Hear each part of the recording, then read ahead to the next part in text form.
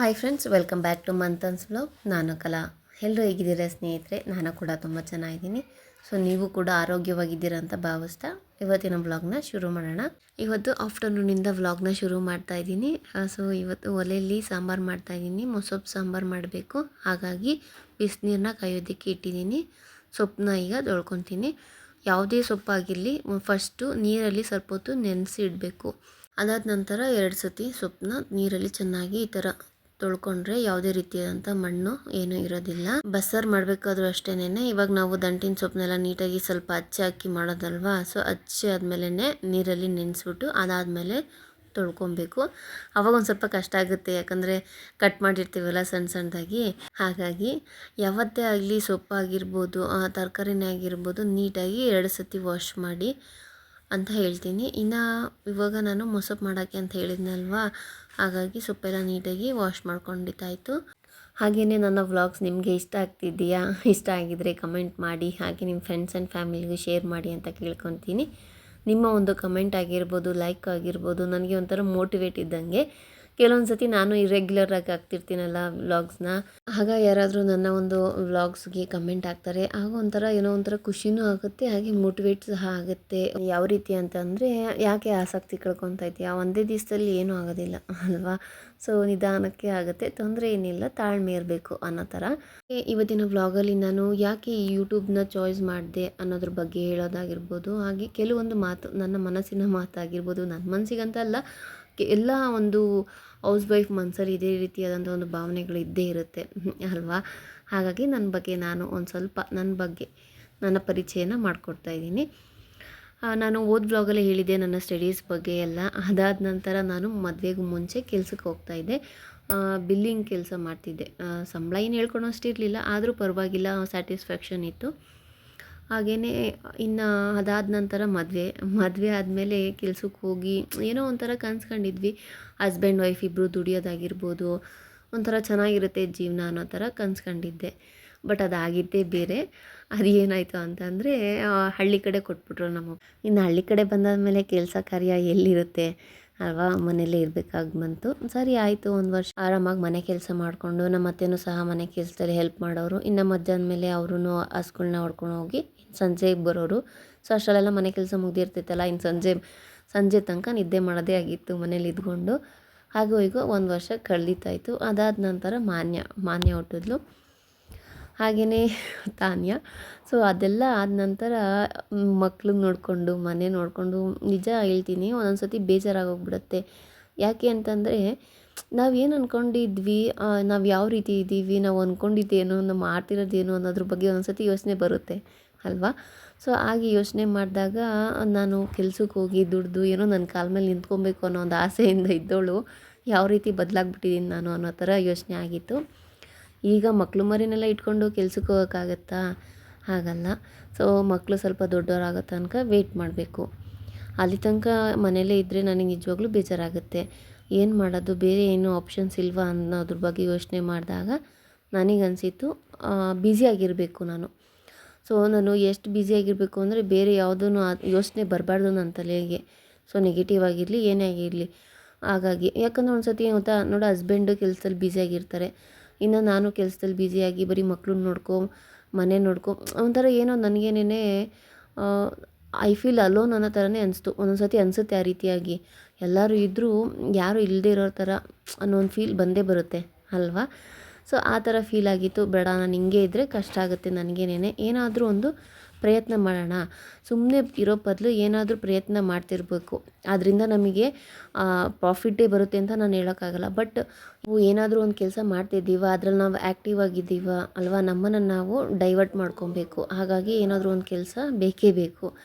So ನಾನು ಯೋಚನೆ ಮಾಡಿದೆ, ಹೊರಗಡೆ ಹೋಗಿ ಕೆಲಸ ಮಾಡೋದಕ್ಕಂತೂ ಆಗೋದಿಲ್ಲ. ಮೊದಲೇ ಹಳ್ಳಿ ಕಡೆ ಫೆಸಿಲಿಟೀಸ್ ಇಲ್ಲ, ಲೈಕ್ ಟ್ರಾನ್ಸ್ಪೋರ್ಟೇಷನ್ ಆಗಿರ್ಬೋದು. ನಾವು ಊರಿಂದ ಮೇನ್ ರೋಡಿಗೇನೆ 4 ಕಿಲೋಮೀಟ್ರ್ ಹೋಗಬೇಕು. ತಿರ್ಗಿ ಅಲ್ಲಿಂದ ಟೈಮ್ ಸರಿಯಾಗಿ ಬಸ್ ಇರೋದಿಲ್ಲ. ಅದೆಲ್ಲನೂ ಯೋಚನೆ ಮಾಡಿದ್ರೆ ಸುಮ್ಮನೆ ಇರೋದೇ ವಾಸಿ ಅಂತ ಅನಿಸುತ್ತೆ, ಆಚೆ ಹೋಗಿ ದುಡಿಯೋದು ಕಷ್ಟ ಅಂತ. ಆಮೇಲೆ ಟೈಮಿಂಗ್ಸ್ ನಮಗೆ ಹೆಂಗೆ ಗೊತ್ತಲ್ಲ, ಫ್ಯಾಮಿಲಿ ಅಂದಮೇಲೆ ಟೈಮಿಂಗ್ಸ್ ಇರಬೇಕಲ್ವ. ಇಷ್ಟು ಗಂಟೆಯಿಂದ ಇಷ್ಟು ಗಂಟೆಲೇ ಮನೆಗೆ ಬರಬೇಕು, ಬೆಳಗ್ಗೆ ಇಷ್ಟು ಗಂಟೆಗೆ ಹೋಗಿ ಸಂಜೆ ಕತ್ಲಾಗೋಷ್ಟರಲ್ಲಿ ಮನೆ ಇರಬೇಕು. ಆ ಥರ ಎಲ್ಲ ಕೆಲಸ ಹುಡ್ಕೊಂಡು ಕೂತ್ಕೊಂಡ್ರೆ ಸಿಗುತ್ತಾ ಅಲ್ವಾ. ಸೊ ಸರಿ, ಅದು ಆಗಲ್ಲ, ಏನು ಮಾಡೋದು ಮಕ್ಕಳು ಸಹ ಇನ್ನೂ ಸ್ವಲ್ಪ ಚಿಕ್ಕವರೇ, ಅವರು ದೊಡ್ಡವರಾಗಬೇಕು ಅಂತ ಗಂಟ ಸುಮ್ಮನೆ ಇರೋಣ ಅಂತಂದರೆ ಆಗಲ್ಲ ಆ ಥರನೂ ಇರೋದಕ್ಕೆ. ಆಗ ಅದಕ್ಕೆ ನಾನು ಏನು ಮಾಡೋದು, ಸುಮ್ಮನೆ ನೋಡಿ ನಾನು ಮನೆ ಕೆಲಸ ಎಲ್ಲ ಮಾಡ್ತಿದ್ದೆ, ಫ್ರೀ ಟೈಮಲ್ಲಿ ಟಿ ವಿ ನೋಡ್ತಿದ್ದೆ. ಮಧ್ಯಾಹ್ನದಿಂದ ಸಾಯಂಕಾಲ ತನಕ ಟಿ ವಿ ನೋಡು, ವೇಸ್ಟ್ ಆಫ್ ಟೈಮು. ಆ ಟೈಮ್ನ ಯಾಕೆ ಈ ರೀತಿಯಾಗಿ ವೇಸ್ಟ್ ಮಾಡ್ತಾಯಿದ್ದೀನಿ, ಸೊ ಏನಾದರೂ ಮಾಡಬೇಕು, ಫೋನ್ ನೋಡೋದಾಗಿರ್ಬೋದು. ಆಗ ಶುರು ಮಾಡಿದ್ದು ನೋಡಿ, ಈ ಫೋನ್ ನೋಡ್ತಿದ್ನ, ಯೂಟ್ಯೂಬ್ ನೋಡಬೇಕಾದ್ರೆ ಮಾಮೂಲಿ ಡೈಲಿ ವ್ಲಾಗ್ಸ್ ಎಲ್ಲ ಬರ್ತಿತ್ತಲ್ಲ, ಸೊ ನಾನು ಮಾಡೋಣ ಅನ್ನೋ ಒಂದು ಐಡಿಯಾ ಬಂದಿತ್ತು ಆಗ ಮಾಡೋಣ ಅಂತ. ಸೊ ಅದಾದ ನಂತರ ತುಂಬ ಯೋಚನೆಗಳು ಸಹ ಬಂತು. ಈ ಹಳ್ಳಿ ಕಡೆ ಎಲ್ಲ ಇದೆಲ್ಲ ನಡೆಯುತ್ತಾ, ನೋಡಿದವ್ರು ಏನು ಅನ್ಕೊತಾರೆ ಏನು ಅನ್ನೋದು ಬಂದ್ಬಿಡುತ್ತೆ ಅದು ಆ್ಯಕ್ಚುಲಾಗಿ ಮೈಂಡಿಗೆ. ಅವ್ರ ಬಗ್ಗೆ ಯೋಚನೆ ಮಾಡ್ತಿದ್ರೆ ನಮ್ಮ ಜೀವನ ನಡಿಬೇಕಲ್ವ, ನಾವು ನಮ್ಗೇನು ಬೇಕು ಅದನ್ನು ನಾವು ಮಾಡಬೇಕಾಗತ್ತೆ. ಹಾಗಾಗಿ ನಾನು ಅದನ್ನೆಲ್ಲ ಯೋಚನೆ ಮಾಡಿ ಅದಾದ ನಂತರ ಶುರು ಮಾಡಿದೆ ನೋಡಿ. ನಾನು ಸೀರಿಯಸ್ಸಾಗಿ ಹೇಳ್ತಾಯಿದ್ದೀನಿ, ನಾನೇನೋ ಯೂಟ್ಯೂಬ್ ಅಂದರೆ ಸುಮ್ಮನೆ ಒಂದು ವಿಡಿಯೋ ಮಾಡೋದು, ಅಪ್ಲೋಡ್ ಮಾಡೋದು ಅಷ್ಟೇ ಅಂತ ಅಂದ್ಕೊಂಡಿದ್ದೆ. ಬಟ್ ಅದನ್ನು ನಾವು ಸಂಪೂರ್ಣವಾಗಿ ತಿಳ್ಕೊಬೇಕು ಅಂದರೆ ಸ್ವಲ್ಪ ಸಮಯ ಬೇಕಾಗುತ್ತೆ. ಹಾಗೆ ತುಂಬ ಟೆಕ್ ಚಾನಲ್ಸ್ನೆಲ್ಲ ನೋಡಿ ಎಲ್ಲನೂ ವಿಚಾರಗಳನ್ನ ನಾವು ತಿಳ್ಕೊಬೇಕಾಗುತ್ತೆ. ನಾನು ಯೂಟ್ಯೂಬ್ ಸ್ಟಾರ್ಟ್ ಮಾಡಿಬಿಡೋಣ ನಾಳೆಯಿಂದಾನೆ ಅಂದರೆ ಅದಾಗೋದಿಲ್ಲ. ಸೊ ಅದ್ರ ಬಗ್ಗೆ ಸ್ವಲ್ಪ ನಾವು ಮಾಹಿತಿನ ತಿಳ್ಕೊಬೇಕಾಗತ್ತೆ. ಅದನ್ನೆಲ್ಲ ತಿಳ್ಕೊಂಡು ಅದಾದ ನಂತರ ಶುರು ಮಾಡೋದು ಬೇಡವೋ ಅಂತ ಯೋಚನೆ ಮಾಡಿ 1 ವರ್ಷ ಕಾಯ್ದಿದ್ದೀನಿ. ನಾನು ಈ ಒಂದು ಯೂಟ್ಯೂಬ್ ಸ್ಟಾರ್ಟ್ ಮಾಡೋದಕ್ಕೆ 1 ವರ್ಷ ಕಾಯ್ದಿದ್ದೀನಿ. ಅಂದರೆ ನನ್ನ ತಾನ್ಯ ಚಿಕ್ಕವಳಾಗಿದ್ಲು, ನಾನು ಬಾಣಂತನ ಟೈಮಲ್ಲಿ ಸುಮ್ಮನೆ ಇದ್ನಲ್ಲ, ಸೊ ಆಗ ಆ ಒಂದು ಯೂಟ್ಯೂಬ್ ಬಗ್ಗೆ ತಿಳ್ಕೊಂಡಿದ್ದಾಯಿತು. ಅದಾದ ನಂತರ ಶುರು ಮಾಡೋದಕ್ಕೆ ಸ್ವಲ್ಪ ಟೈಮ್ ಬೇಕಾಗಿತ್ತು. ಯಾಕಂದರೆ ನಾವು ಒಂದು ಸತಿ ಶುರು ಮಾಡಿದಾಗ ಅದು ಸ್ಟಾಪ್ ಇರಬಾರ್ದು ಅಲ್ವಾ. ಸೊ ಆ ರೀತಿಯ ಒಂದು ಥಿಂಕಿಂಗ್ ಸಹ ಇರುತ್ತೆ. ನಾನು ಇವಾಗ ಸ್ಟಾರ್ಟ್ ಮಾಡಿಬಿಡ್ತೀನೇನೋ ಹಾಗಂತ ಒಂದು ದಿವಸ ಹಾಕು, ತಿರ್ಗಿ 15 ದಿವಸ ಬಿಟ್ಟು ಇನ್ನೊಂದು ಸತಿ ಹಾಕು, ಆ ಥರ ಮಾಡಿಬಿಟ್ರೆ ತುಂಬ ಕಷ್ಟ ಆಗಿಬಿಡುತ್ತೆ. ಸೊ ಅಟ್ಲೀಸ್ಟ್ ಡೈಲಿ ಹಾಕೋಕ್ಕಾಗಲಿಲ್ಲ ಅಂದರೂ 2 ಡೇಸ್ಗನ ಒಂದು ಸತಿ ಆದರೂ ಹಾಕಬೇಕು, ಆ ರೀತಿಯಾಗಿರಬೇಕು. ಅದನ್ನು ಸಹ ತಲೆಯಲ್ಲಿತ್ತು. ಹಾಗಾಗಿ ನನ್ನ ಮಗಳು ಇನ್ನೂ ಚಿಕ್ಕವಳಾಗಿದ್ಲಲ್ಲ, ಸೊ ಚಿಕ್ಕ ಮಕ್ಕಳನ್ನ ಇಟ್ಕೊಂಡು ಮಾಡೋದು ಸ್ವಲ್ಪ ಕಷ್ಟನೇ. ಸ್ವಲ್ಪ ಟೈಮ್ ಹೋಗಲಿ ಅಂತ ಹೇಳಿ ವೆಯ್ಟ್ ಮಾಡಿ ಅದಾದ ನಂತರ ಈಗ ಶುರು ಮಾಡಿದ್ದೀನಿ. ನಾನು ಯಾಕೆ ಇಷ್ಟೆಲ್ಲ ಹೇಳ್ತಾಯಿದ್ದೀನಿ ಅಂತಂದರೆ, ನಥಿಂಗ್ ಈಸ್ ಟೂ ಲೇಟ್ ಸ್ನೇಹಿತರೆ. ಸೊ ನಾವು ಅಂದ್ಕೊಬೋದು ಬಿಡು ಮುಗೀತು, ನಮಗೆ ಇವಾಗ ಒಂದು 30 ವರ್ಷ ಆಗಿದೆ, ಇನ್ನು ಎಲ್ಲಿ ಕೆಲ್ಸಕ್ಕೆ ಹೋಗ್ತೀವಿ, ಮನೆಯೇ ಕಾಯಂ ನಮಗೆ ಅನ್ನೋ ಒಂದು ನೆಗೆಟಿವಿಟಿಯನ್ನು ನಮ್ಮಲ್ಲಿ ನಾವು ತೊಗೊಳೋದು ಬೇಡ ಅಲ್ವಾ. ಸೊ ಅದು ನೀವು ಅಂತೀರ ನೋಡಿ, ಎಷ್ಟೋ ಜನ ಯೂಟ್ಯೂಬರ್ಸು ಕೆಲಸಕ್ಕೂ ಹೋಗ್ತಾರೆ, ಲೈಕ್ ಲೆಕ್ಚರರ್ಸ್ ಆಗಿರ್ಬೋದು, ಆಫೀಸ್ ವರ್ಕ್ ಆಗಿರ್ಬೋದು, ಅವರು ಕೆಲ್ಸಕ್ಕೆ ಹೋಗಿ ಬಂದರೂ ಸಹ ಯೂಟ್ಯೂಬ್ ಮಾಡ್ತಿದ್ದಾರೆ. ಅವ್ರು ಗ್ರೇಟ್ ನನ್ನ ಪ್ರಕಾರ. ಯಾಕಂದರೆ ನಾವು ವೀಡಿಯೋಸ್ ಮಾಡಿ ತಿರ್ಗಿ ಅದಕ್ಕೆ ವಾಯ್ಸ್ ಓವರ್ ಕೊಟ್ಟು ಎಡಿಟ್ ಮಾಡಿ ತುಂಬ ಟೈಮ್ ತೊಗೊಳುತ್ತೆ. ಅದೂ ಹಂಗೆ ಟಕ್ಕಂತ ಆಗೋಗಲ್ಲ ಯಾವುದೂ ಸಹ ಈಸಿ ಅಲ್ಲ. ನಾನು ಮೇನಾಗಿ ಹೇಳ್ತಾಯಿದ್ದೀನಿ, ಯಾವುದೂ ಸಹ ಈಸಿ ಅಲ್ಲ. ಫಾರ್ ಎಕ್ಸಾಂಪಲ್, ನಮಗೆ ಊಟ ತಿನ್ನೋಕ್ಕೆ ಬೇಕು ಅಂದರೆ ನಾವು ಎದ್ದು ಕಷ್ಟಪಟ್ಟು ಅಡುಗೆ ಮಾಡಿದ್ರೇ ತಿನ್ನೋಕ್ಕಾಗೋದು ಅಲ್ವಾ. ಸೊ ಹಾಗೇನೇ ಯಾವುದು ಈಸಿಯಾಗಿ ನಮಗೆ ಸಿಗೋಲ್ಲ, ಸ್ವಲ್ಪ ಕಷ್ಟಪಡಬೇಕು. ಹಾಗೆ ನಮಗೆ ಬೇರೆ ಏನಾದರೂ ಆಸಕ್ತಿ ಇರೋವಂಥ ಕೆಲಸಗಳನ್ನ ನಾವು ಚಾಯ್ಸ್ ಮಾಡ್ಕೊಬೇಕು. ನಮಗೆ ಇಂಟ್ರೆಸ್ಟ್ ಬರಬೇಕು. ನಾವು ಸೋಂಬೇರಿತನ ಆದರೆ ಹಂಗೆ ಇರುತ್ತೆ, ಇಲ್ಲ ನಾನು ಈ ಥರ ಇದ್ದರೆ ಸರಿ ಬರೋಲ್ಲ, ನಾನು ಆ್ಯಕ್ಟಿವ್ ಆಗಿರಬೇಕು, ಏನಾದರೂ ಒಂದು ಕೆಲಸ ಕಾರ್ಯ ಇರಬೇಕು, ನಮ್ಮ ಕಾಲ ಮೇಲೆ ನಾವು ನಿಂತ್ಕೊಬೇಕು. ನಾನು ಮೇನಾಗಿ ಅದೇ ಹೇಳ್ತಾಯಿದ್ದೀನಿ, ನಮ್ಮ ಕಾಲ ಮೇಲೆ ನಾವು ನಿಂತ್ಕೊಬೇಕು, ಯಾರ ಮೇಲೂ ಡಿಪೆಂಡ್ ಆಗಬಾರ್ದು ಅಲ್ವಾ. ನನಗೆ ಅದೇನೋ ಇಷ್ಟನೇ ಆಗೋದಿಲ್ಲ ನಿಜ, ಈಗ ಅಂತಲ್ಲ, ಆಗಲೂ ಅಷ್ಟೇನೆ. ನಮ್ಮಪ್ಪ ಅವನ ಹತ್ರ ₹1 ಕೇಳೋಕ್ಕೂ ನಾನು ಹಿಂದೆ ಮುಂದೆ ನೋಡ್ತಿದ್ದೆ. ಅವರು ಕಷ್ಟಪಟ್ಟು ದುಡ್ಡಿರ್ತಾರೆ, ಅವರು ಮತ್ತೆ ತಿರ್ಗಿ ನಾವು ಹೆಂಗೆ ಕೇಳೋಕ್ಕಾಗುತ್ತೆ, ಒಂದು ಖರ್ಚಿಗೆ ಆಗಲಿ ಏನಕ್ಕೆ ಆಗಲಿ ಅಲ್ವಾ.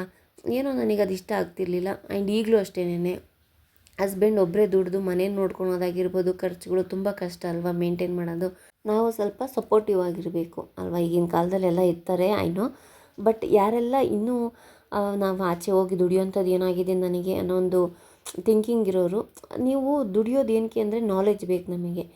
ಸೊ ನಾವು ಮನೇಲೇ ಇದ್ದು ಒಂಥರ ಹೊರ್ಗಿನ ಪ್ರಪಂಚನೇ ನಮಗೆ ಗೊತ್ತಿರೋದಿಲ್ಲ. ನಾನು ಹಾಗೆ ನಿಮಗೆ ಹೊರಗಡೆ ಹೋಗಿ ದುಡಿಯೋಕೆ ಇಷ್ಟ ಆಗಲ್ಲ ಅಂತಂದರೂ ಮನೇಲಿ ಮನೇಲೇ ಏನಾದರೂ ಕೆಲಸಗಳು ಮಾಡೋ ಅಂಥದ್ದು, ಲೈಕ್ ಟೈಲರಿಂಗ್ ಕಲಿಯೋದಾಗಿರ್ಬೋದು, ಕುಚ್ಚಾಕೋದಾಗಿರ್ಬೋದು, ಆ ರೀತಿಯಾದಂಥ ಒಂದು ಇಂಟ್ರೆಸ್ಟಿಂಗ್ ವರ್ಕೆ ಅಲ್ವಾ ಅದೆಲ್ಲ. ಅದ್ರ ಮೇಲೆ ಇಂಟ್ರೆಸ್ಟ್ ಕೊಟ್ಟು ಕಲ್ತ್ಕೊಂಡು ನೀವು ನಿಮ್ಮ ಕಾಲ ಮೇಲೆ ನಿಂತ್ಕೊಳ್ಳಿ ಅಂತ ಹೇಳ್ತೀನಿ.